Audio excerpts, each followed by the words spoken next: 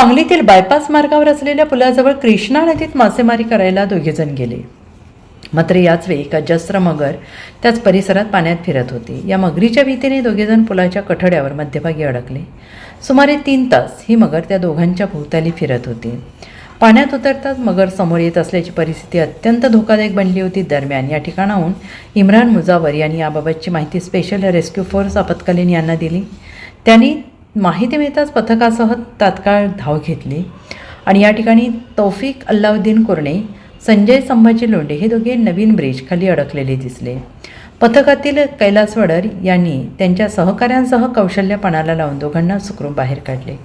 दुपारी 1:30 ते सायंकाळी 6 पर्यंत मगरीपासून बचावाचा हा थरार सुरू होता.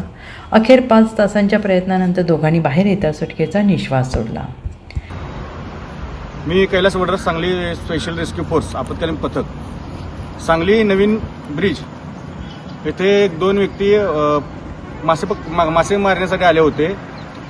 1:30 वाजल्यापासून ते मासे मारत होते, परंतु काही कालांतराने ते बाहेर येण्याचा प्रयत्न करत होते.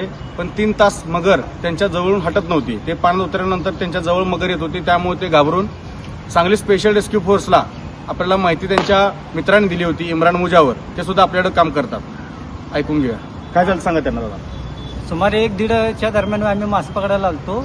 तेव्हा आम्हाला मगर दिसली. तर 4:30 ते 5 वाजता ते आम्हाला दिसत होती. रस्त्यात बाहेर येण्याच्या वेळेला ती बाहेर येत होती. त्यामुळे आम्हाला बाहेर येण्यात काही रस्ता नव्हता. त्यामुळे इम्रान मुजावरला फोन केलं आणि त्यांनी आपल्या कार्यकर्त्यांना फोन करून त्यांनी रेस्क्यू फोर्सला पाठवले. त्या